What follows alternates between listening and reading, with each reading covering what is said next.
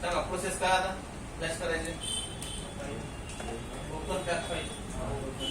इथून फाईल घ्यायची आणि इथून काय करायचं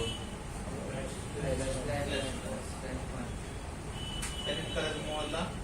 होम बटन दाबायचं आणि बघा लॅपटॉप 100% चार्जिंग आहे तरी बंद पडला पहिला दुसराच प्रॉब्लेम आहे पहिला तर चांगला लॅपटॉप विकून असला घेतो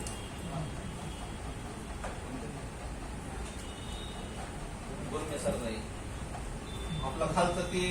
लॉकडाऊन मध्ये लॅपटॉप भेटत नव्हते तर आपण इन्स्टिट्यूट चालू करायचो का तेव्हा मोबाईल बी भेटत नव्हते सेकंड हँड लॅपटॉप बी भेटत नव्हतं ऑनलाईन झालं तर शाळा सगळ्या त्यावेळेस आपण ते लॅपटॉप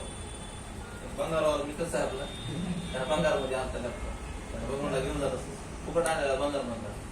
त्याला आपण त्याला मदरबोर्ड टाकला हार्ड डिस्क टाकली बॉडी बॅटरी सगळा डिस्प्ले वगैरे चांगला होता बाकी मदरबोर्ड बॅटरी वगैरे टाकला होता त्याच्यावर चालू केलं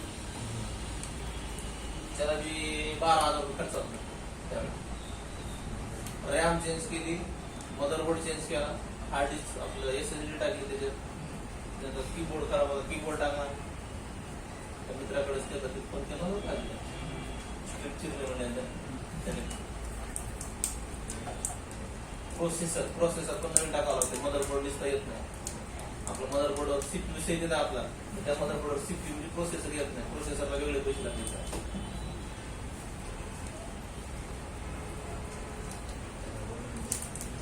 पकड चालला की इन्स्टिट्यूट चालू केले चलते अजून पाण्यात पार भिजला होता इथं सगळं तरी अजून चालू झाला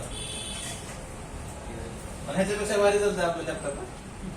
त्या लॅपटॉपपेक्षा तिथे भारी चालतं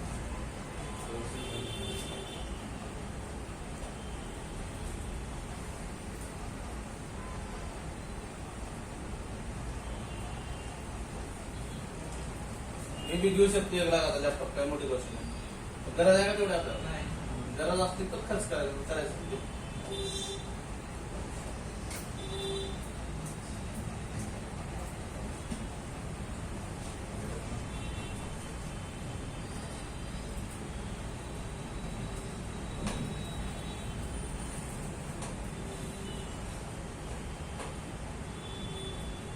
बघा जवळपास 2 मिनिट 20 सेकंद फ्लॅशिंगला टाइम लागला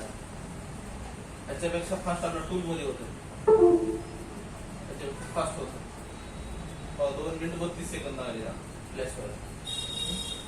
फ्लॅश होऊन आता मोबाईल आपला रिमोट होईल आता कुठलाच पासवर्ड राहणार नाही कुठलाच डाटा राहणार नाही काहीच राहणार नाही कळालं UMT SPD काहीच नाही याच्यामध्ये फक्त फ्लॅश करायचं असेल इथे यावं लागत आणि अनलॉक करायचं असेल इथे यावं लागत अनलॉक साठी तुम्हाला CPU ची गरज आहे त्याच्या मॉडेल ह्या 2 गोष्टी कळालं की कळत पण त्याच्यासाठी तुम्हाला UMT डोंगल घ्यावं लागते फ्री नाही फ्री आहे काही त्याच्यासाठी ते UMT डोंगल घ्यावं लागतात UMT डोंगल हे भेटते आपण 3,500 रुपयाला आणि ह्याला व्हॅलिडिटी असते 1 वर्षाची नंतर 1 वर्षाने रिन्यू करावं लागतं 2,000 रुपये लागतील नंतर 2021 तर नेक्स्ट जे आहे आपलं अनलॉक टूल आहे